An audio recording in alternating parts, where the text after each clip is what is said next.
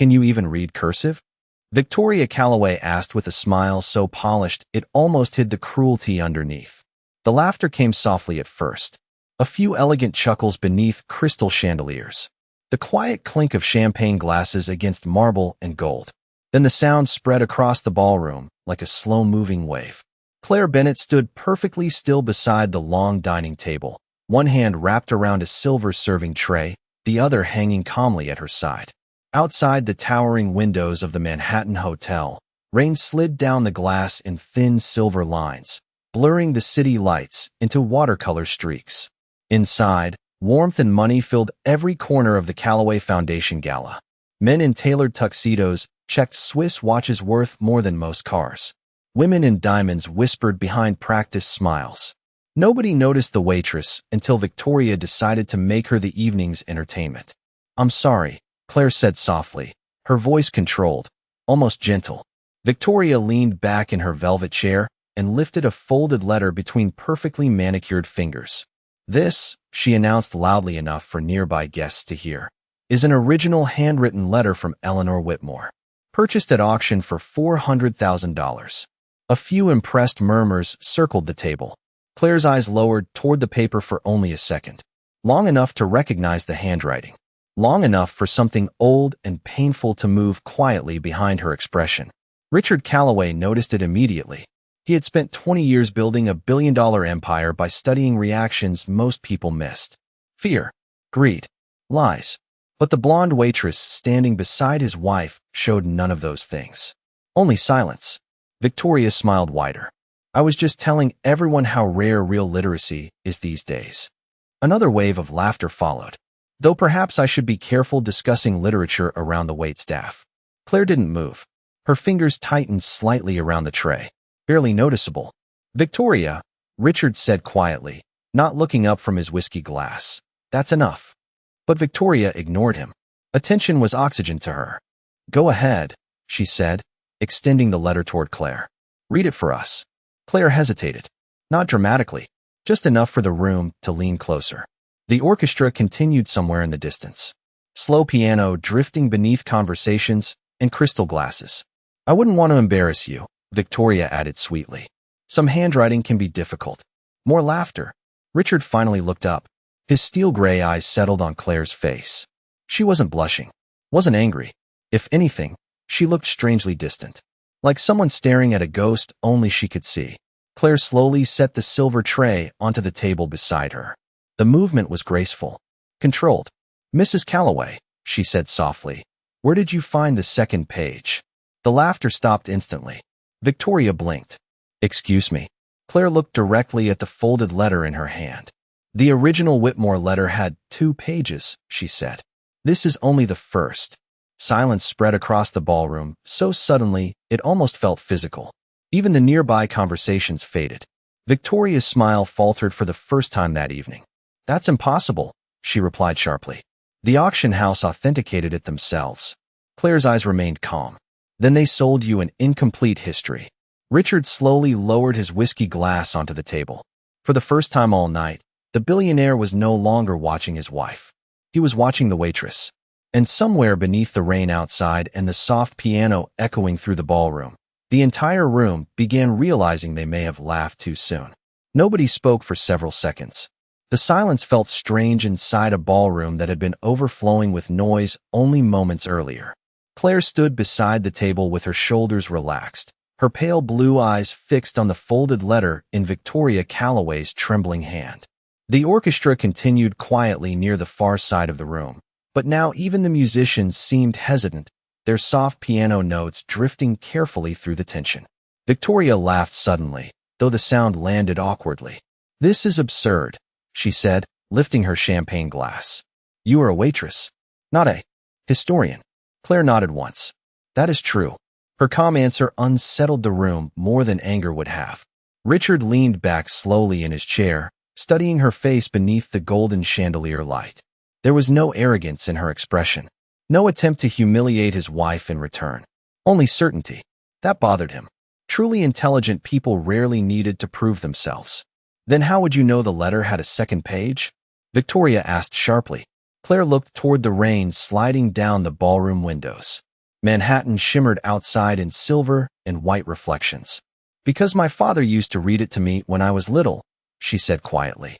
The sentence landed like a dropped crystal glass. A man near the center table frowned immediately. Professor Daniel Whitaker from Columbia University slowly lowered the wine in his hand. That is impossible, he murmured under his breath. Eleanor Whitmore had been one of America's most celebrated 20th century authors. Her personal letters were considered literary treasures. Most had vanished into private collections decades ago. Richard noticed the professor's reaction immediately. You recognize the story? He asked. Whitaker nodded slowly without taking his eyes off Claire. There have been rumors for years about a missing second page in Whitmore's final letter to her editor. Victoria scoffed. Rumors are not facts. But her confidence had weakened. Claire gently reached into the pocket of her black serving apron and removed a pair of white gloves. Simple cotton, worn carefully from use. Several guests exchanged confused glances as she slid them on slowly. Richard noticed how steady her hands were now. Not nervous anymore. Familiar. Like a pianist sitting at an old instrument. May I? Claire asked softly. Victoria hesitated before handing her the letter. The moment Claire touched the paper, something changed in her expression. The distant sadness returned briefly to her eyes. Richard saw it clearly this time. Not embarrassment. Grief. Claire unfolded the delicate page with extraordinary care. This was written in November of 1978, she said quietly. 3 weeks before. Whitmore disappeared from public life. Professor Whitaker stepped closer almost involuntarily. How do you know that? Claire's eyes moved across the elegant cursive handwriting. Because the ink changed after November, she replied. Her doctors adjusted her medication. Her hand became less stable afterward. The professor stared at her in disbelief. Several guests looked toward Victoria, now instead of Claire. The shift in attention felt subtle but undeniable. Victoria crossed her arms tightly. You expect us to believe you somehow know all this because your father read you bedtime stories? Claire lowered the letter carefully. My father was Thomas Bennett. The room froze again. Even Professor Whitaker inhaled sharply. Richard frowned. The name sounded familiar. Then memory hit him. Thomas Bennett had been Eleanor Whitmore's personal archivist for nearly 15 years. His name appeared in literary documentaries and museum exhibits. He had died over a decade earlier. You are his daughter? Whitaker asked quietly. Claire nodded once. After he passed away, most of his records were sold to pay medical debt. Her voice remained calm, but softer now, including many things that should never have left our family. Victoria's expression hardened again, clinging desperately to control. Even if that were true, it still does not explain this supposed second page. Claire looked down at the letter. Then, without warning, she began to recite. The world mistakes silence for weakness, but silence is often where truth survives longest. The professor's wine glass nearly slipped from his fingers. Claire continued softly, every word flowing with painful familiarity. If they remember anything about me after I am gone, let it be this. A gentle voice can outlive an empire. Nobody moved. Nobody even reached for their drinks anymore. Professor Whitaker stared at her as though he had just seen a ghost walk into the ballroom. Those lines, he whispered. They were referenced once in Whitmore's journals. But the original page was never found. Claire slowly folded the letter closed again and handed it back to Victoria with careful respect. Because my father kept it. Hidden, she said quietly. He believed some things should survive greed. The words were not loud. They did not need to be. Around the ballroom, eyes slowly turned toward Victoria's diamond bracelet, her designer gown, the auction catalog resting beside her plate. For the first time all evening, the billionaire's wife looked small beneath the chandelier light. And Richard Calloway could not stop staring at the waitress standing silently beside the table, wondering how many other extraordinary things the world had ignored simply because they wore a uniform. The ballroom remained unnaturally quiet long after Claire finished speaking. Somewhere near the back of the room, a champagne glass touched marble with a soft clink that sounded far louder than it should have. Nobody laughed anymore. Nobody even looked at Victoria Calloway. Their attention had shifted completely toward the blonde waitress standing beneath the chandelier light, with white gloves still covering her hands. Richard Calloway slowly rose from his chair. The movement immediately pulled every eye toward him. At 6'3", dressed in a perfectly tailored charcoal tuxedo, He carried the kind of presence that usually controlled every room he entered. But tonight, his expression held something unfamiliar. Uncertainty. Thomas Bennett worked at the Whitmore estate in Connecticut, Richard said carefully. I met him once at a museum fundraiser years ago. Claire nodded softly. He preferred archives to parties. A faint smile almost appeared at the corner of her mouth before disappearing again. Richard remembered the man now. Quiet. Intelligent. The type people overlooked because he never fought to be seen. Strange, Richard thought, how much the daughter resembled him. If your father protected the second page, Professor Whitaker asked gently, then where is it now? Claire's eyes lowered briefly toward the rain outside the windows. Gone, she answered. After my father died, collectors offered money my family could not refuse. Her voice remained calm, but something fragile hid beneath the words. Hospital bills do not care about sentiment. Several guests shifted uncomfortably in their seats. Earlier that evening, many of them had laughed when Victoria mocked her. Now nobody seemed eager to speak at all. Victoria finally stood, smoothing invisible wrinkles from her gown. This has become incredibly dramatic for a charity dinner, she said coldly.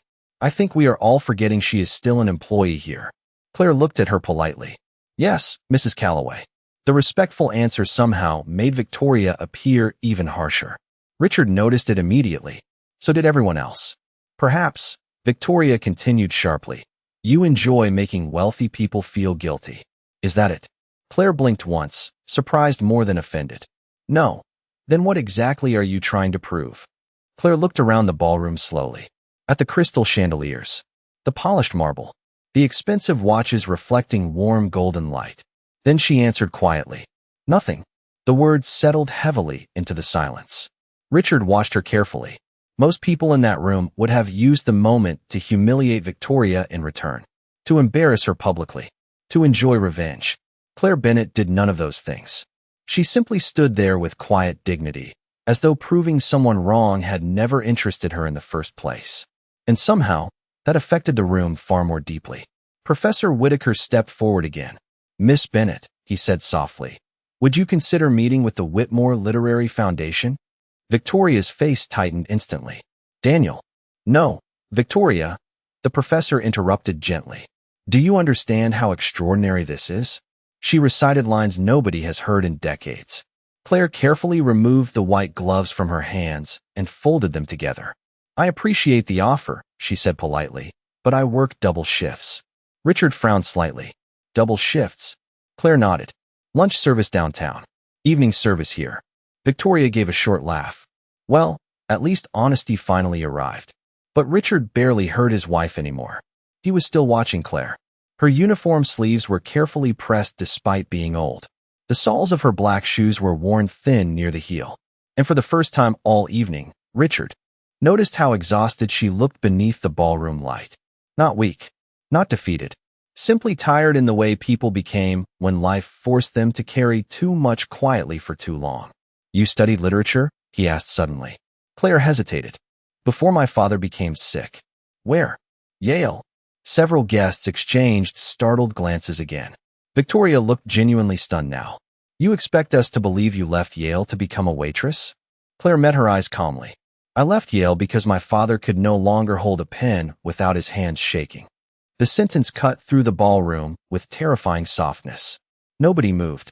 Richard felt something uncomfortable tighten in his chest. He remembered his own father during the final months before cancer took him. The frustration, the humiliation of losing simple things. A fork, a signature, a steady hand. Claire continued quietly. Someone had to stay home. Outside, thunder rolled faintly above Manhattan. The rain struck harder against the tall windows now, silver streams racing down the glass. Richard glanced toward the letter still resting beside Victoria's untouched champagne. $400,000 spent on a fragment of history. Meanwhile, the daughter of the man who preserved that history had been carrying trays through crowded rooms while strangers laughed at her. The realization left a bitter taste in his mouth. Claire gently reached for her serving tray again. Excuse me, she said softly. Table 12 is waiting for dessert. And before anyone could stop her, the woman who had just silenced the most powerful people in the ballroom quietly turned and walked back into the crowd as though none of it had ever been about her at all. Claire moved through the ballroom as though nothing unusual had happened. She carried plates of vanilla soufflé and dark chocolate tort beneath towering chandeliers, while conversations slowly returned around her in uncertain fragments. But the atmosphere had changed completely. Earlier that evening, guests barely noticed the waitstaff unless their glasses were empty. Now eyes followed Claire everywhere she walked. Quietly, carefully, as if people were trying to solve a mystery standing right in front of them. Richard Calloway remained near the center table, one hand resting against the stem of his untouched whiskey glass. Across from him, Victoria sat rigidly silent, staring down at the folded Whitmore letter beside her plate. The humiliation on her face was subtle but unmistakable. Richard had seen politicians survive scandals with less visible discomfort. "You should say something," Victoria whispered finally without looking at him. Richard adjusted the cuff of his tuxedo slowly. "About what?" "About her." His eyes drifted toward Claire again. She was helping an elderly couple near the windows now, politely refilling coffee cups while rain shimmered against the Manhattan skyline behind her. "I think she has heard enough from us already tonight," he replied quietly. Victoria turned toward him sharply. "Do not act like I committed a crime because I questioned a waitress." Richard did not answer immediately. That bothered her more. After 22 years of marriage, Victoria knew silence was dangerous with him. Richard only became quiet when he was deeply disappointed. Near the orchestra stage, Professor Whitaker continued speaking excitedly with several guests about Eleanor Whitmore's missing archives. More than once, Richard heard Claire's name mentioned in hushed amazement. The billionaire glanced toward his wife again. Victoria hated losing control of a room, especially to someone she considered socially beneath her. "You are enjoying this," she said coldly. Richard looked genuinely surprised. "No, please." Victoria gave a brittle laugh. "You have barely defended me once tonight." Richard finally met her eyes. "Would you like me to defend what happened?" Victoria opened her mouth, then closed it again. Because deep down, even she knew how cruel she had sounded. Richard stood slowly and buttoned his jacket. "Excuse me. Where are you going?" "To get some air." He crossed the ballroom alone, passing tables filled with lowered voices and curious stares. Near the service station at the far side of the room, Claire was organizing silver trays beneath soft amber lights. Up close, Richard noticed details he had missed. Earlier, her black uniform had been carefully repaired near the sleeve seam. Her notebook resting beside the trays was held together with fading blue tape. Everything about her suggested quiet survival. Nothing wasteful, nothing careless. Claire looked up as he approached. "Mr. Calloway." "Richard is fine." She gave a small polite nod, but did not repeat his name. Richard glanced toward the ballroom behind them. "Professor Whitaker wants your contact information."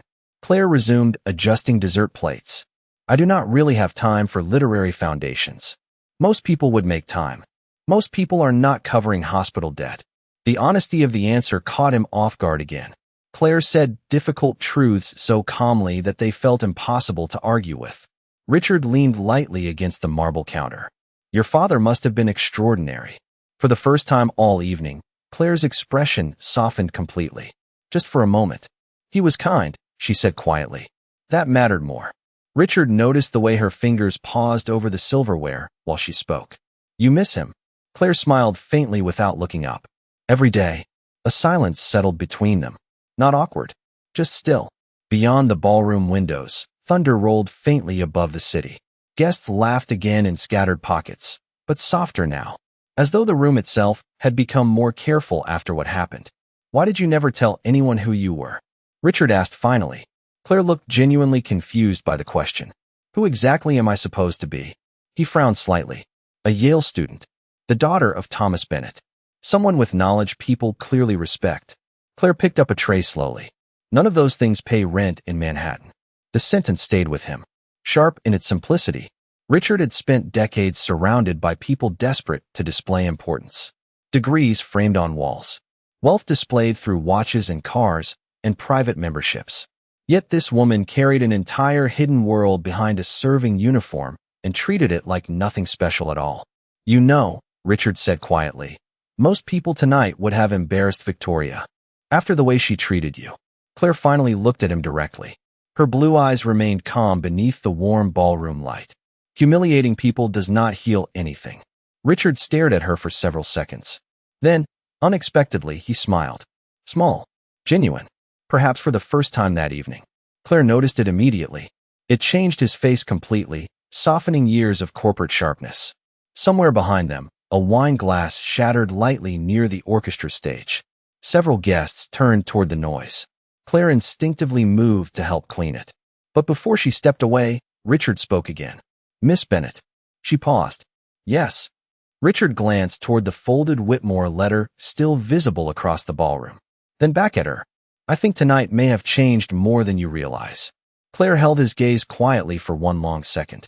Then she answered with the same calm dignity that had silenced the room earlier. Sometimes people only notice history after they almost lose it. And with that, she lifted the silver tray into steady hands and disappeared once more into the crowd of people who were finally beginning to see her clearly. By 10:30 that night, the ballroom had begun to thin.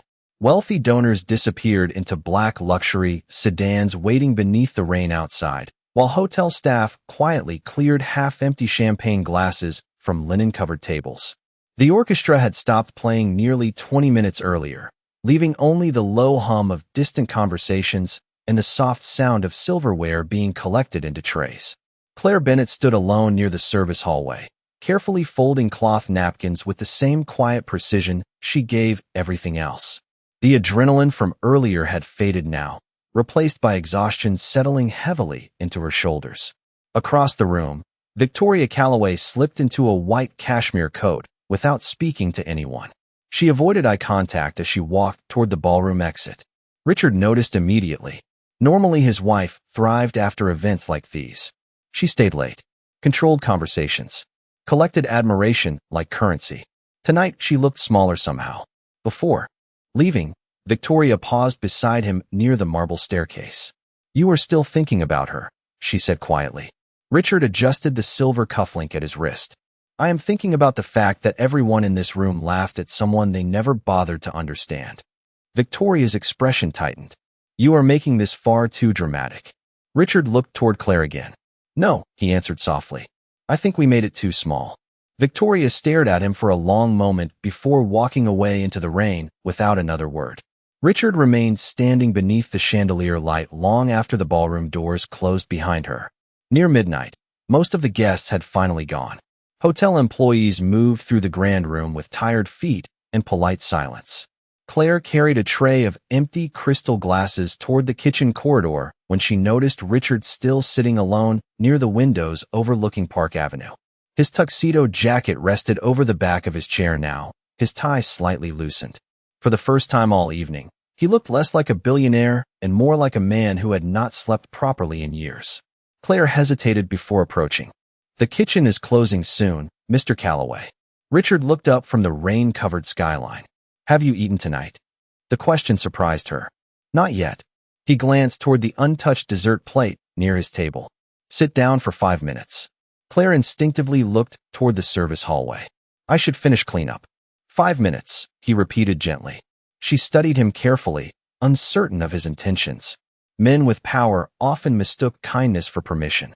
But something in Richard's expression felt different tonight. Not entitled, just tired.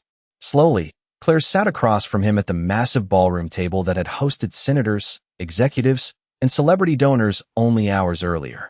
Richard slid the untouched dessert plate toward her. Lemon cake with fresh berries. Claire almost smiled. You realize this costs more than my electric bill. Richard gave a quiet laugh under his breath. That is probably the first honest thing anyone has said at this table tonight.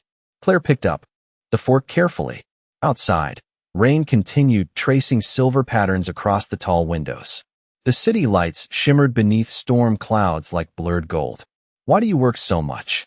Richard asked after a moment. Claire took a small bite before answering. Because hospitals send reminders every month. Your father's medical debt? She nodded. And my younger brother's tuition. Richard leaned back slowly. You support your brother through Columbia? Claire's eyes widened slightly. How did you know that? Professor Whitaker mentioned your brother won an academic scholarship there last year. Claire looked down quietly at the dessert plate. Pride softened her tired expression. Ethan studies engineering. You sound proud. I am. Richard noticed how her entire face changed when she spoke about her brother. Softer. Warmer. like someone carrying light for another person even while standing in darkness herself. "And what about you?" he asked quietly. "What happened to you?" Claire rested the fork gently beside the plate. "Life happened." Richard waited. She eventually continued. "My father became sick during my second year. Then my mother left. Then the bills arrived." Her voice stayed calm, but every word carried weight earned slowly over time. Some people inherit opportunities. Others inherit survival. Richard stared at the rain outside again. Those words struck harder than she probably realized. He had inherited wealth at 26 after his father died. Board seats, property, investments. Even his failures had safety nets built beneath them. Claire had inherited hospital debt and responsibility. Yet somehow she still carried herself with more dignity than most people he knew. "Do you ever resent it?" he asked softly. Claire thought for several seconds before answering. No, Richard looked surprised.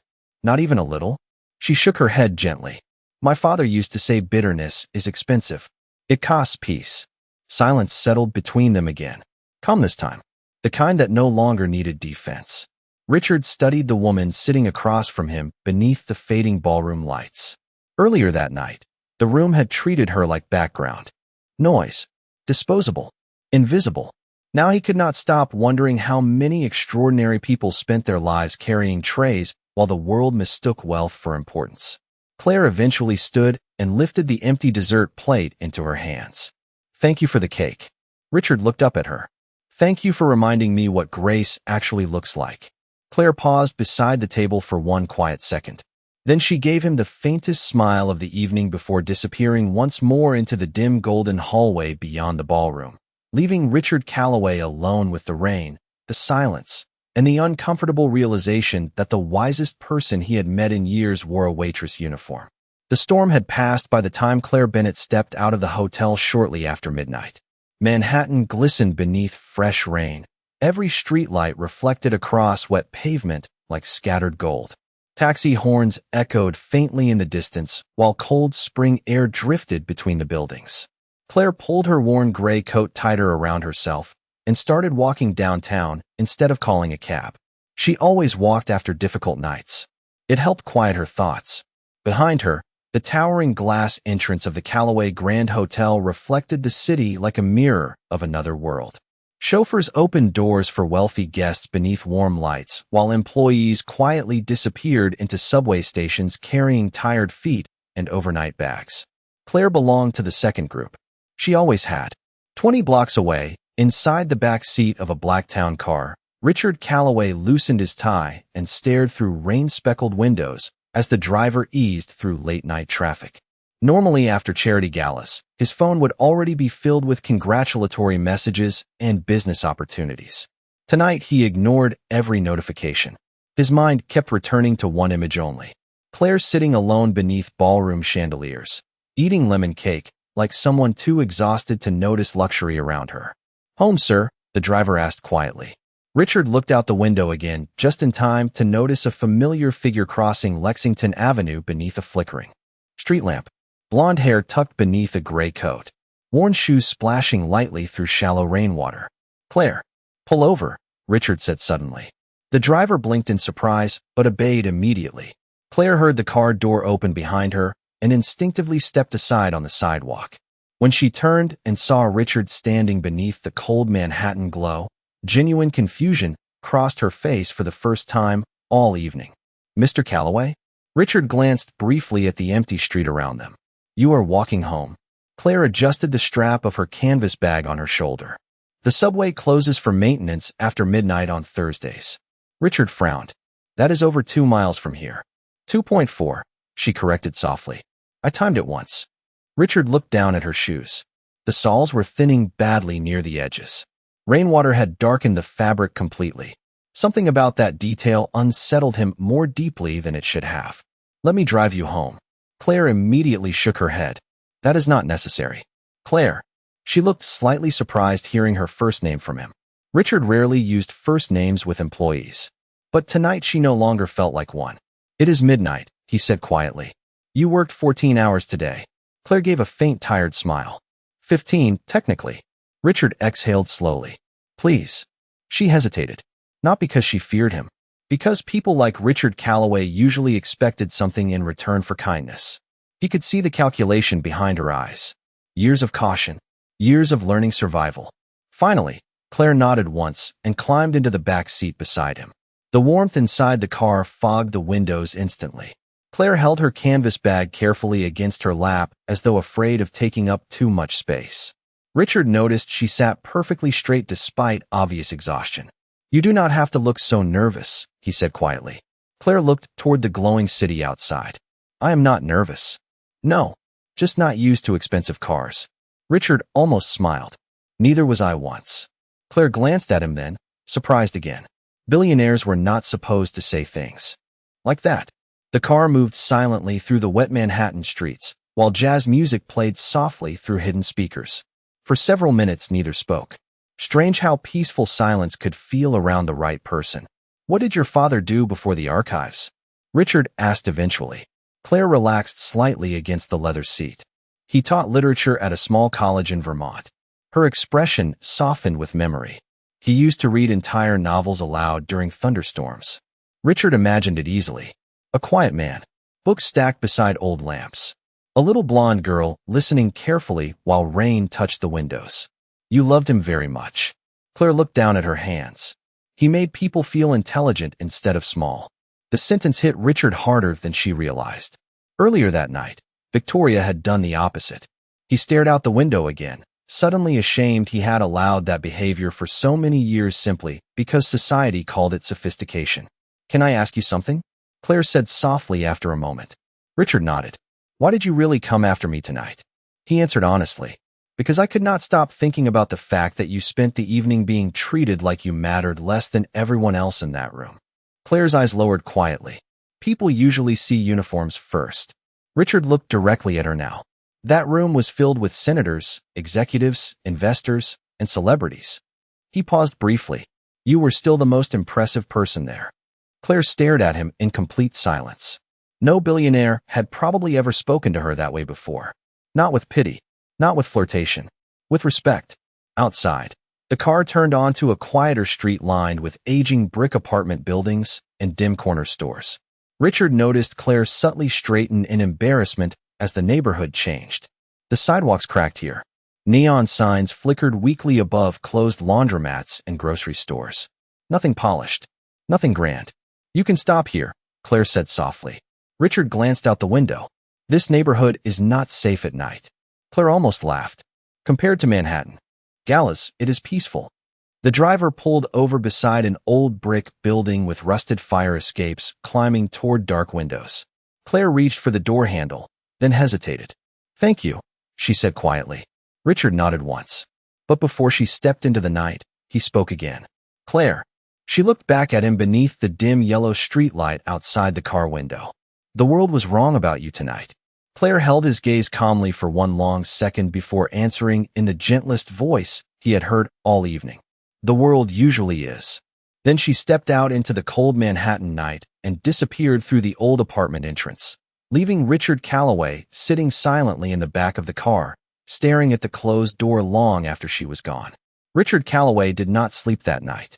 At 3:15 in the morning, the lights were still glowing inside the top-floor office of Calloway International while rain continued sliding down the massive glass windows overlooking Manhattan. The city below looked distant from up there. Small, controlled. Usually the view calmed him. Tonight, it only made him restless. A half-finished cup of black coffee sat untouched beside stacks of financial reports spread across his desk. But Richard had not read a single page in over an hour. Instead, his attention remained fixed on the small leather notebook lying open beside his laptop. Claire Bennett, Yale University. Thomas Bennett, Eleanor Whitmore Archives. Double shifts. Hospital debt. Every detail felt impossible to reconcile with the image of the quiet waitress carrying silver trays through crowded ballrooms. Richard leaned back slowly in his chair and loosened the top button of his dress shirt. He had spent decades believing success made people important. Wealth, influence, power. Yet somehow a woman living in a small apartment above a grocery store had dismantled that belief in one evening without even trying. A soft knock interrupted the silence. "Come in," his assistant, Margaret Ellis, stepped carefully into the office holding a folder. In her 15 years working for Richard, she knew the difference between his angry moods and his thoughtful ones. Tonight felt different. You asked me to look into Claire Bennett, she said gently. Richard nodded once. Margaret placed the folder on his desk. Everything checks out. Yale Literature Program. Academic honors. Withdrawal during sophomore year after her father's illness. Richard opened the file quietly. Inside were scholarship records, archived articles about Thomas Bennett's literary work, and copies of unpaid medical debt statements stretching back nearly 7 years. The amount made Richard stare silently for several seconds. She has been paying this alone? Margaret nodded. From what I can tell, yes. Richard flipped another page. His eyes narrowed slightly. What is this? Her brother. Margaret pointed toward a university record. Ethan Bennett. Engineering major at Columbia. Top of his class. Richard looked at the attached scholarship report. Tuition gaps highlighted in red. Part-time campus jobs. Deferred housing payments. He exhaled slowly through his nose. 2 children trying to hold together what illness destroyed. Margaret studied him carefully. You sound angry. Richard closed the folder gently. I am. At who? He looked toward the storm-dark skyline outside his office windows.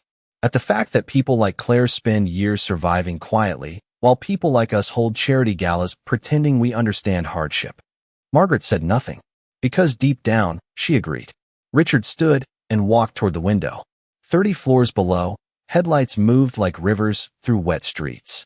Somewhere in that city, Claire Bennett was probably already awake again preparing for another double shift. The thought bothered him more than any failed business deal ever had. Cancel my breakfast meeting tomorrow, he said suddenly. Margaret blinked. The Whitmore investors? Reschedule them. Richard, she said carefully. Those investors flew in from London. Then they can enjoy another night in Manhattan. Margaret almost smiled despite herself. That was not something Richard Calloway usually said. What exactly are you planning? Richard remained silent for several moments before answering. I am not entirely sure yet. Across the city, dawn slowly crept between the buildings as Claire stood behind the counter of a small downtown cafe, pouring coffee into paper cups for exhausted commuters. Morning rush had already begun. Steam hissed from espresso machines, while jazz music crackled softly through old ceiling speakers. Claire tied her apron tighter around her waist and pushed away the exhaustion still lingering behind her eyes. She had slept barely 4 hours. You look terrible, her coworker Nina whispered while carrying pastries toward the display case. Claire almost laughed. Good morning to you too. Nina leaned closer with wide eyes. There are 3 men in expensive suits sitting by the window asking for you. Claire frowned slightly. Customers ask for coffee. Not waitresses. Not these men. Nina lowered her voice further. One of them is definitely security. Claire glanced toward the front windows instinctively. A black town car sat parked outside the cafe beneath pale morning light. Her stomach tightened slightly. Claire, Nina whispered. What is happening? Claire did not answer immediately because the cafe door had just opened. Richard Calloway stepped inside wearing a dark charcoal overcoat and carrying no umbrella despite the lingering drizzle outside. The entire cafe seemed to quiet for a moment. Not because people recognized him, because power had a strange way of changing the air in a room. Richard's eyes found Claire almost instantly behind the counter, and for the first time since they met, she looked genuinely unsettled. He crossed the cafe slowly while morning customers glanced curiously between them. Claire straightened instinctively. Mr. Calloway. Richard stopped in front of the counter, close enough now to notice the shadows beneath her eyes from exhaustion. The burn mark near her wrist from years working around hot coffee and kitchen steam. The quiet discipline holding her together. Good morning, Claire. She looked around nervously at the crowded cafe. Is something wrong? Richard held her gaze steadily. No. Then he placed a thick, cream-colored envelope gently onto the counter between them. Claire stared down at it in confusion. The Calloway International seal shimmered faintly against the paper beneath the cafe lights. What is this? She asked softly. Richard answered in the calmest voice she had heard from him yet. An opportunity nobody should have needed to survive this long without. Claire stared at the cream-colored envelope resting on the cafe counter as though it might disappear if she blinked. Around them, the quiet rhythm of morning Manhattan continued without interruption. Espresso machines hissed. Coffee cups tapped against saucers. Rain drifted softly beyond the windows. But inside Claire Bennett's chest, something had gone completely still. "Mr. Calloway," she said carefully, keeping her voice low enough that nearby customers could not hear. "I think you are confusing me with someone else." Richard shook his head once. "No, I am finally seeing you clearly." Claire glanced toward Nina, who was pretending very badly not to stare from beside the pastry display. Then back at the envelope. She did not touch it. "What is inside?" Richard folded his hands calmly in front of him. "A position at Callaway International." Claire blinked once. "A job?" "Not exactly." Richard's expression remained steady. "A full scholarship fund for your brother's remaining tuition. Immediate payment of your father's outstanding medical debt. And an offer to oversee the restoration project for the Whitmore archives we recently acquired." The cafe noise around them suddenly felt distant. Claire stared at him in complete disbelief. "You cannot be serious." "I am." "Why?" The question came faster this time. Sharper. Almost frightened. Richard noticed it immediately. Claire was not reacting like someone offered salvation. She looked like someone waiting to discover the hidden cost attached to kindness. "Because," Richard answered quietly, "the wrong people have been struggling while the right people were being ignored." Claire finally picked up the envelope with careful fingers. Inside were legal documents embossed with the Callaway seal. Numbers large enough to change entire lives. Her hands trembled slightly as she read the tuition amount listed beside Ethan's name. "This is too much," she whispered. Richard watched her closely. Most people confronted with that level of money became emotional. Excited. Greedy. Claire only looked overwhelmed. "It is not charity," he said gently. "It is an investment in someone extraordinary." Claire lowered the papers slowly. "You barely know me." Richard almost smiled. "I know enough." Silence settled between them again. Outside, a city bus splashed rainwater against the curb while hurried commuters crossed the intersection beneath umbrellas. Ordinary life continuing beside extraordinary moments. Claire carefully slid the documents back into the envelope. "I cannot accept this." Richard had expected resistance. Still, hearing the words disappointed him more than he anticipated. "Why not?" Claire looked down at the worn cafe counter between them. "Because people like you do not offer things like this without expectations." Richard's expression softened slightly. "And what exactly do you think I expect from you?" Claire hesitated. She had spent too many years navigating wealthy people not to understand how power usually worked. Favors. Access. Control disguised as generosity. Richard saw all of it pass silently behind her eyes. "Nothing," he answered before she could speak. "I expect nothing." Claire looked unconvinced. Nobody gives away opportunities worth hundreds of thousands of dollars for nothing. Richard leaned slightly closer, lowering his voice. "Claire, do you know what the rarest thing in my world is?" She said nothing. "A person who still has integrity after life gave them every reason to lose it." The words landed quietly between them. No performance. No manipulation. Just truth. Claire looked away first. "You do not even know if I would succeed in that position." Richard almost laughed softly. "You walked into a ballroom full of powerful people carrying trays and somehow became the only person everyone remembered." For the first time that morning, Claire did not have an answer. Richard continued gently. "You recited lost literature from memory. You supported your family instead of abandoning them. You survived years that would have broken most people." He paused briefly. "Trust me, I have hired executives with far less discipline than you." Nina nearly dropped a coffee pot nearby while pretending not to listen. Claire noticed and closed her eyes briefly in embarrassment. Richard smiled faintly for the first time since entering the cafe. "Your coworker appears emotionally invested in this conversation." Claire rubbed her forehead tiredly. "Nina believes every expensive car belongs to either a celebrity or the FBI. Which one does she think I am?" Honestly, Claire looked toward the window where his security team still waited outside. "Probably both." Richard laughed quietly then. A real laugh this time. Warm enough that several customers glanced toward him in surprise. Claire stared for half a second. The sound transformed him completely. Less intimidating. More human.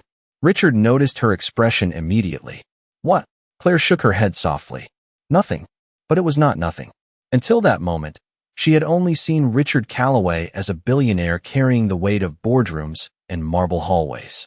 Sitting inside the small downtown cafe beneath flickering lights and the smell of burnt espresso, He suddenly looked like a man simply trying to do one decent thing correctly.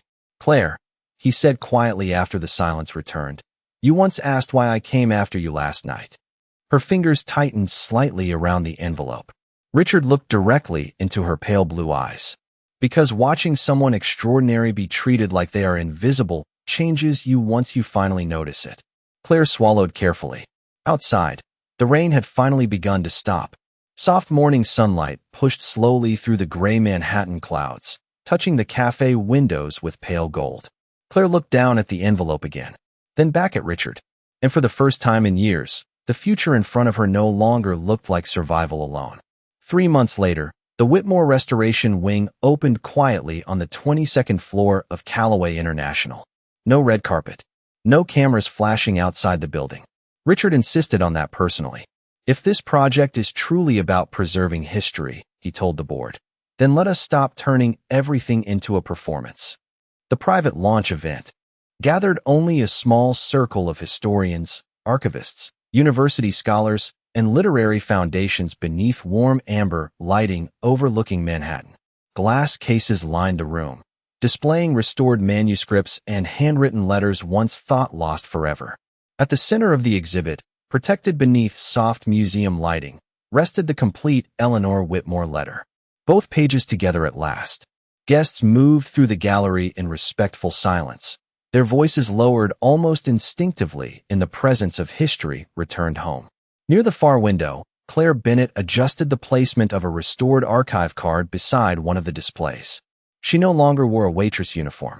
Tonight she stood in a navy dress and cream blazer with her blonde hair pinned softly back, though nothing about her posture had changed. Still calm, still quiet, still carrying herself with the same dignity she had possessed while balancing silver trays through crowded ballrooms. Richard noticed immediately that some people in the room still underestimated her before speaking to her. Old habits of wealth and status died slowly. But then Claire would begin discussing literature, preservation ethics, or archival restoration with effortless intelligence, and the entire conversation around her would shift. It happened again and again throughout the evening. Richard found himself watching it with quiet satisfaction. "You look dangerously proud," Margaret whispered beside him. Richard glanced toward Claire near the windows. "I am." Margaret smiled faintly. Victoria would hate this event. Richard's expression dimmed slightly.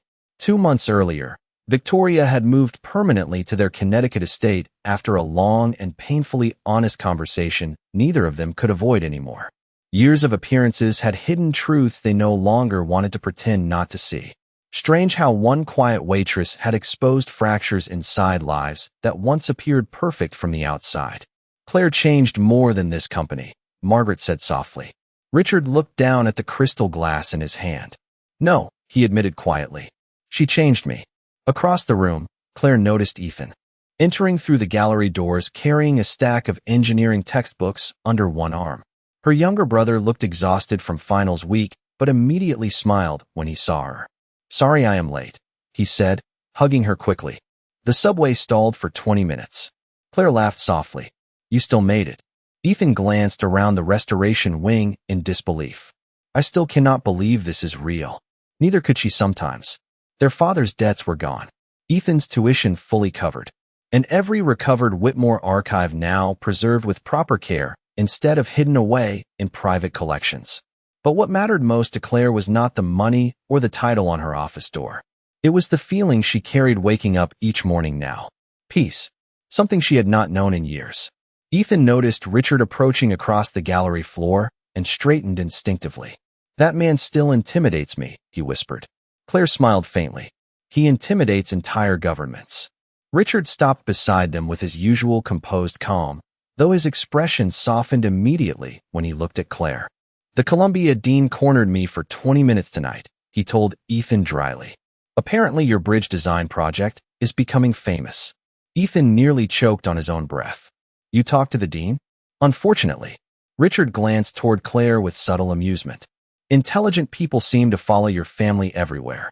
Ethan laughed nervously while Claire shook her head softly. "Do not encourage him. He already thinks engineering students are superior life forms." "We are," Ethan replied immediately. Richard actually laughed. The sound remained rare enough that several nearby guests glanced over in surprise. Claire noticed it again. How different he looked now compared to the man sitting silently behind whiskey glasses at the gala months earlier. Lighter somehow. Less guarded. As the evening continued, guests slowly gathered near the center display for the formal presentation.